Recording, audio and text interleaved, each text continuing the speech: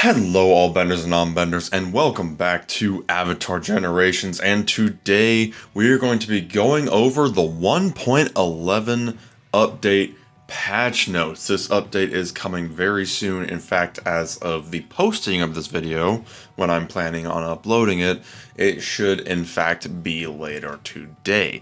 Me personally, I'm doing this a day early, so I've still got a little bit of time to wait, but for those of y'all watching this, it's almost time. Very exciting. So, 1.11 patch notes. We do have patch notes in game here. We also do have some dev notes on kind of some of the more interesting details in the Discord. That's pretty easy to find online. If you wanted to join that, would certainly recommend. But let's get right into it. Adventure map changes. Intro battle and tutorial scenario. They have a brand new kind of intro fight. The beginning fight was kind of just a general tutorial. This one is going to have a little bit of story to it, and it's basically going to be the new updated tutorial for all new players. I don't think any existing players are really going to get to experience this, but that's fine. It's not really that big of a deal. Also, it does feature Commander Mamushi. Always fun times. Any new player, they've got to experience the joy and wonder that is Commander Mamushi. So very cool stuff there. New intro cinematic, setting up a tutorial fight. Always cool. Let's see here. New environment, updated team formation, and some adjustments to some other tutorials just to kind of make things a little more clear, I'm sure. Always good stuff. We do have some new nodes in Kentu Harbor, a new battle node. I believe what this basically is, if you know at the very... Oh, I'm getting a little ahead of myself. I'm talking about Kyoshi Island. We're talking about Kentu Harbor right now. New nodes, all that stuff. Hopefully, good rewards we can get. Cost of resource node increase, rewards improved to match. So, whatever that node is, I'm totally blanking on what that node is, but hey, maybe it'll be good, maybe some new rewards. They have been kind of sprinkling in nodes that have the potential to grant the 4-star arts in various areas, so maybe we'll see that here as well. Kyoshi Island, 3 new nodes, adjusted rewards, that's what I was referring to. Paths leading to Kyoshi Shrine are now always available for traveling. I just never did those battles, so it never really mattered for me. But yeah, so cool stuff there. New repeatable time nodes, very interesting there. And the new repeatable battle node at the very top where the Kyoshi Shrine is, if I am correct. So some cool stuff there, some new nodes. We'll see what rewards those give. Might be more opportunities to kind of focus fire certain 4-star relics, or excuse me, 4-star arts. So we shall see, Some activity changes here, timelines. They're getting the cost to actually do these, or excuse me, the requirement to do these timelines reduced. So you can basically do these earlier. If you're a newer player who's really joined the game because you knew you get to experience the Kyoshi story and other future Avatar timeline stories, that's going to be faster to get to now. Very exciting there. Now here's where we're kind of getting into quality of life improvements, which I will be very curious to see how that all goes over. New resource material reference system, viewing tooltips of items, materials, currency, etc. will bring up a new tooltip with details on where to obtain the item.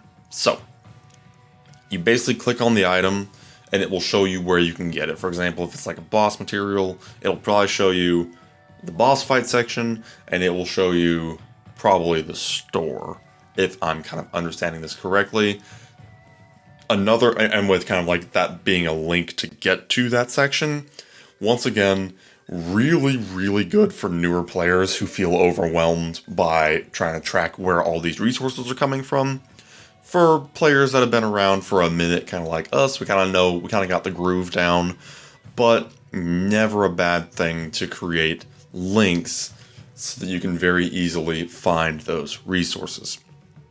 So, updated UI for adventure maps. This is going to be like a really cool kind of cosmetic quality of life thing. They did show a little bit of it in the live stream that they did. Updated UI when interacting with different elements on the adventure map.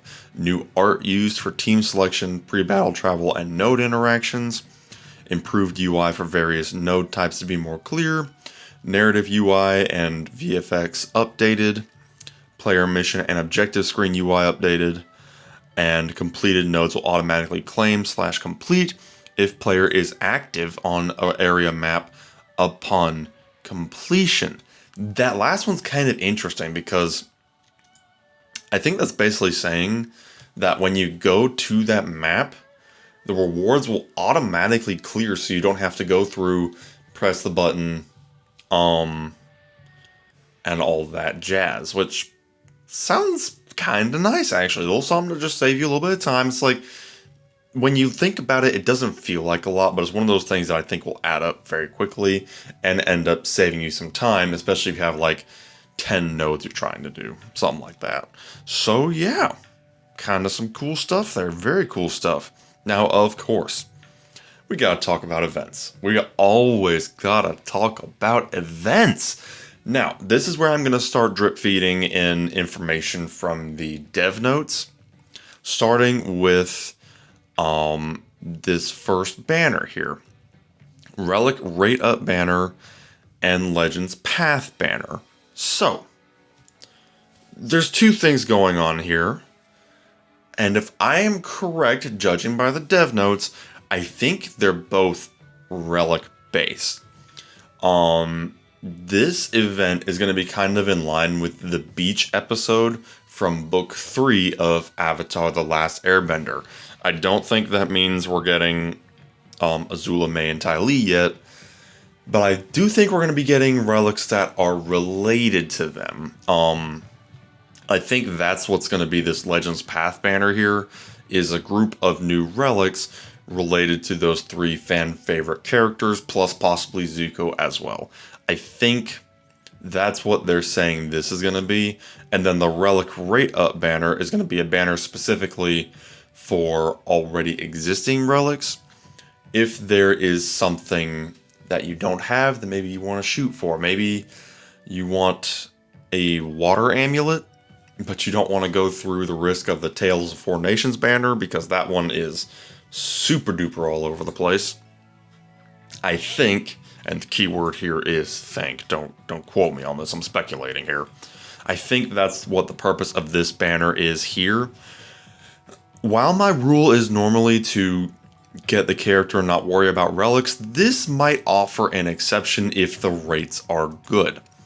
And that's a biggie there if the rates are good. Same goes for the Legends Path banner, or if the new relics in the Legends Path banner are just that good that they're worth going for. So, interesting stuff there. We will be able to see very, very soon what's going on there.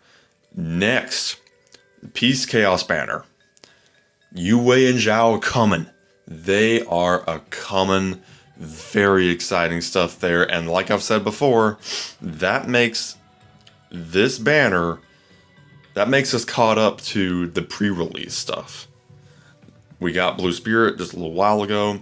This banner here on the 28th is going to be Yue and Zhao. And then we're caught up. We're caught up. Everything is new from this point on. Next, though, speaking of new, we have an event hero banner. Now, this is what, and yet another thing from the dev notes.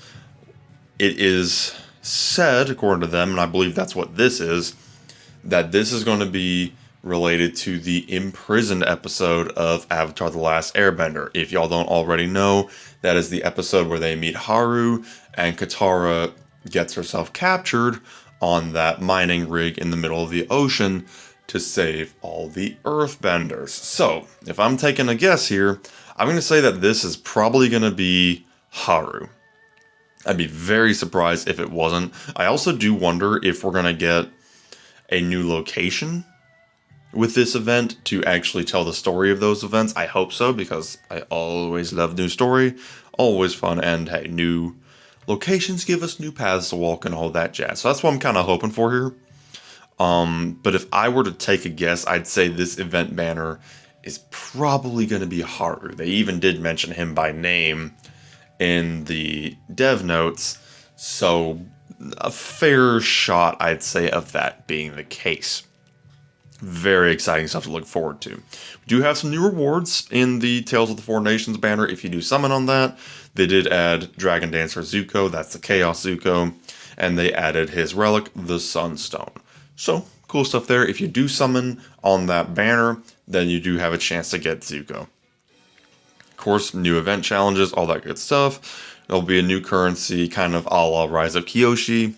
Never bad, always good to have loot. Always, always good. New heroes and relics. They're adding Bo Quinn and the Game of War relic to the summon shop.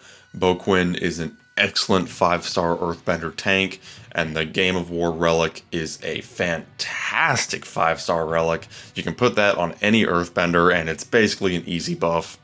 Not bad at all if you do have some spare 5-star duplicate tokens lying around. Next, we do have some character tuning. This is where things always get interesting for those of you who play it in Arena. Let's see what we have here. Zinfu actually getting a little bit of a buff here, actually. He got knocked off his pedestal pretty good with the massive kind of balance shift from defense. So he's getting a little bit of a buff here. Basic skill has increased defense damage, scaling from 0.15 to 0.2. The advanced skill is getting a buff from 0.25 to 0.3. Basically means he's going to do more damage based on his defense. Always good stuff there. Yue getting a little bit of a buff ahead of her release officially. Basic skill will heal ally increased from 5% to 10%, making her more of a support. Moonslayer Zhao getting a nice little buff here. Advanced skill is increased from 1.5 to 1.55, and his advanced skill will now ignore 100% of defense. They knocked that down to 50% when they really made some of the changes and they fixed the damage reduction ignore ability, but now they are restoring that to 100%. I guess they feel like they're comfortable with that attack hitting like an actual truck. So that should be interesting. We'll be able to experience that very, very soon. Tyro getting a little bit of a buff here. Also, he now also heals the protected ally by 15% of their max HP. Advanced skill cooldown increased by 1. Increase his base speed. And the passive now increases the damage of all Rebel and Invasion Force faction allies by 15%. So cool stuff there. His Master Level 2 will also gain the additional effect of removing the Earth element from all allies at the start of the caster's turn. So I believe basically he's just becoming more of a supportive character. He can remove that Earth element if that is inflicted on the enemy. I think this is kind of like a little bit of an anti-Kyoshi thing, because her basic, if she does follow up with that second attack, that is an Earth element that ignores resistance. That's kind of what I'm picking up on here. Bending Master Zhong getting a little bit of a speed boost, and now grants increased defense to all allies for 1 turn when entering his vanish state. So a little more defensive utility there. Never a bad thing. Colonel Monkey, advanced skill now deals immolation damage, which transforms all buffs into rank 2 fire elements if the target has 2 or more buffs active. I don't know if we have any abilities that does this yet. And I think this is a new type of damage, actually. So, I've heard a fair number of people say he's actually pretty decent. I've never used him personally, but this basically converts buffs into fire elements. If you convert 2 buffs into a rank 2 fire element, that'd become a rank 3 fire element right out the gate. That's kind of cool, actually. That could be very powerful. Now, Avatar Kiyoshi. This is where things get a little interesting, because it is no secret that Kiyoshi has been dominating Arena pretty much unrestrainedly.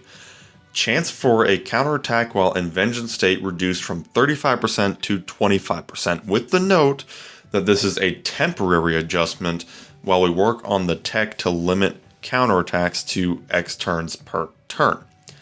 What that means is that for now she's getting a little bit of a nerf until they can find a way to make her a little more standard. She can basically attack as many times as she wants in her current state, and that has led her to be completely dominant in Arena. So I think they're working on the code basically to make it so that she can maybe only attack 2 times or 3 times in between her turns. That's kind of what I'm picking up on here. So we'll be very curious to see how that pans out. But until then, they've reduced it down from 35% to 25%. Fair enough. I mean, it hurts me a little bit because I love my Kiyoshi. She's stupid powerful, but also, yeah, she's strong. She's strong, so I get it. Now, all you Suki enjoyers out there, rejoice, for she is getting a nice little buff.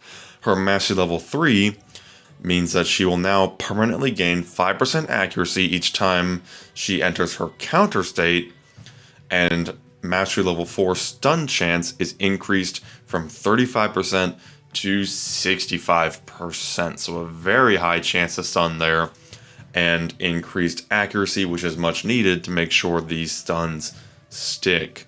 Very cool stuff there. I'm interested to see how this actually translates, if this pushes her kind of into that S tier spot in my mind. I think she has aged a little poorly in comparison to more current tanks and damage dealers, but this could bring her up to meet them. I'll be very curious to see what happens there. And finally, we do have a buff for or not really a buff, more of a balance for Kyoshi Warrior Sokka. Passive damage reduction amount reduced from 20% to 10%, but the effect is now doubled for Rebel and Kyoshi Warrior faction allies. So basically, for them, it's still the same. For everybody else, it's going down to 10%. That's fine. No big deal there. He actually does become a little bit of a defensive utility powerhouse for someone who is an offensive hero, so that kind of makes sense to me. A little bit of equipment tuning and arts tuning here, which I don't think we've had a lot of arts tuning in the past before now, so very interesting there. But for relics, we have Fog of Lost Souls. You can get that in the summon shop. Base damage reduction increased from 10% to 20%, now maxes out at 30%. Very interesting there. The Spirit Oasis now also heals all allies by 15% of their max HP. That is, if I'm correct, Yue's signature relic. So now that has healing. Basically, it grants turn bar and healing when the holder dies. So that's kind of what that is.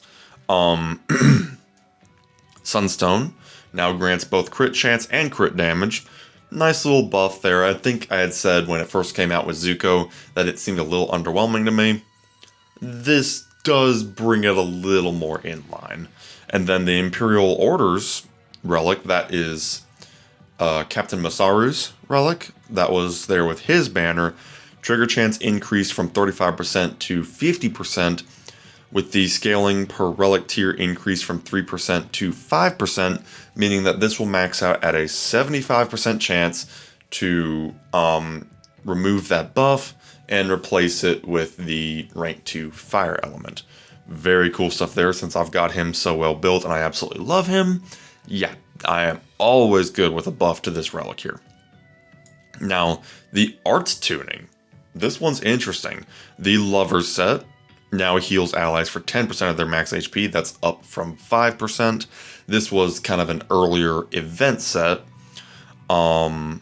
The Legacy 6 set effect now also removes all negative effects from allies when the caster is at 1 HP. This is another event set. This was released at the same time as Kiwak. The Razor effect cooldown reduced from 2 turns to 1 turn. This is the crit rate set with the guaranteed crit. It was every 2 turns. Now it is every 1 turn. And then the time effect, or the time set getting an effect boost here. The chance for turn bar increase is being increased from 35% to 65%. And the turn bar increase amount can now be between 10% and 25%. Very interesting stuff there. I'm kind of happy that the time set especially is getting a buff because it's not really useful in its current state. And apparently, if we do go a little bit lower here, apparently it was also bugged. But since that node is so pivotal to farming timeline currency at the moment, yeah, always happy to get the buff to that set because you're going to be getting a lot of it anyway. They did say in the dev notes that they are going to be giving us a way to get some of those older event sets again, so kind of keep an eye out for that. We might be getting more of those event sets soon. If you missed out on the Lovers set, or maybe the Deserter set, that's a particularly popular one for that Vanish state, you will get your shot at those very soon. Combat systems, getting some UI updates here. Improved visual feedback of health bars during combat. Very good stuff there. And then this one is interesting given what we know about past metas.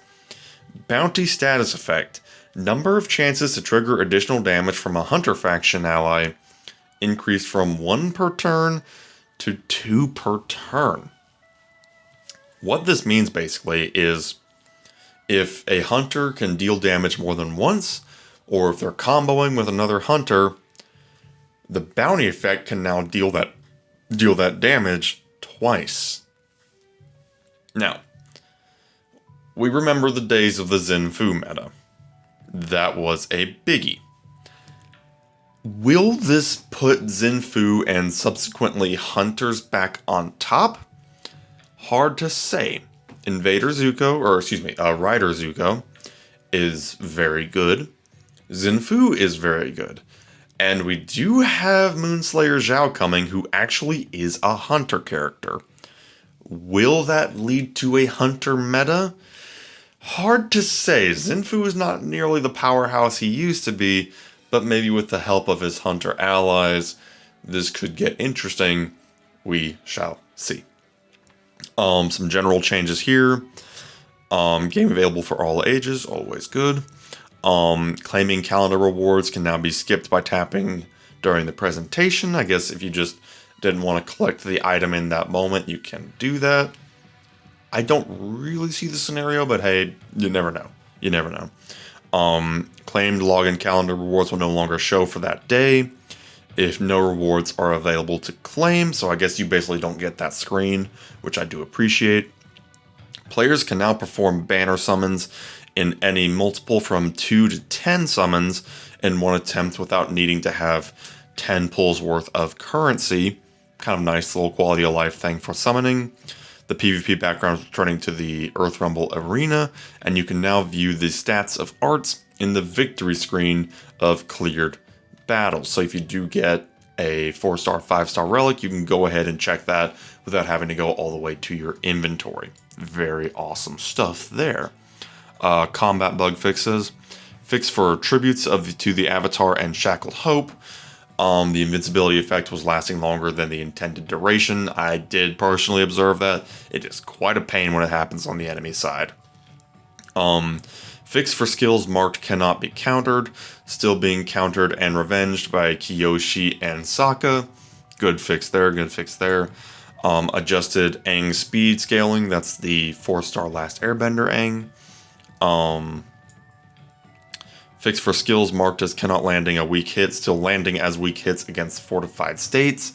So this does bypass fortified state. That is good to know. Fix for the time set, we talked about that getting buffed just a little bit ago. Fix for the turn bar increase, not triggering sometimes, so not only is it getting a buff, it's also getting a bug fix. Good stuff there. Fix for marked state, decreasing the defense of the left side slot enemy and not the marked target. Odd, but okay.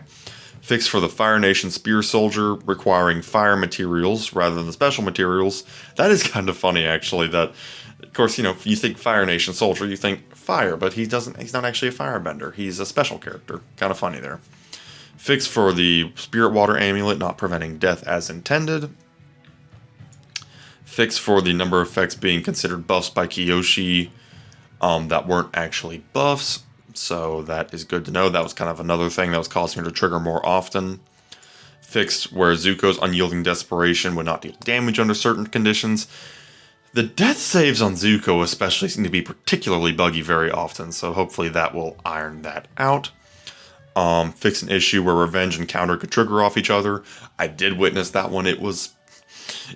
The two opposing Kiyoshis would literally wipe out each other's teams in one turn. It was kind of wild. Fix an issue where some heroes cannot counterattack while equipped with the statue of Kiyoshi. Kind of ironic there. Fix an issue where the combo disable state could be bypassed. I'm really hoping that they've basically fixed the negative states in general, because knockdowns and stuns have not been functioning properly at all. Fix an issue where the game would become unresponsive when characters were in a frozen state. I never witnessed that personally, but for those of you who did, I'm sure you'll be very happy that that is fixed. Fix an issue with the UI. Fix an issue for Sokka damage reduction not increasing per ally. Rongi's basic attack no longer lands as a weak hit against enemies while with fortified stance active. Fix an issue with Price of Progress Relic providing an incorrect number of extra turns, and fix an issue where the disabled combo state can be bypassed. So good stuff there, and then some more general bug fixes. We won't go too in-depth here, just kind of general stuff. They did fix some skip ticket issues. So yeah, that is what we have for today. Lots of cool stuff. If we're gonna give a brief prediction for the state of the meta, they did say in the dev notes that they feel like the balances took it in a really good direction. We shall see what happens when Yue and Zhao become in general circulation. Yue, especially with her revives, she's powerful. She's very powerful and can really mess up your team on a good day if built well. So we'll see. We shall see. But we do have very exciting stuff here. Looking very forward to seeing what this Relic Rate Up banner and Legends Path banner has for us. Who knows? Maybe there'll be really good rates on the banners, or excuse me, on the relics, the relic banners, and maybe that'll be worth summoning on. We shall see. Yue and Zhao coming very soon, about a week after the update, and then a new event hero banner will be a brand new character. Like I said, my money's on Haru, but we shall see. So, let me know down in the comments down below if you were excited for this update. I know I am. I think that this is going to be cool. I'm looking forward to the UI changes personally. I'm looking forward to seeing the game kind of polished and, you know, make it all nice and shiny. It's been out for a few months now globally. Now we can get some nice shine on it, some nice polish. Very excited about that. So let me know down in the comments below. If you haven't already, please subscribe to the channel. We would absolutely love it. And we shall see you next time. Have a good one.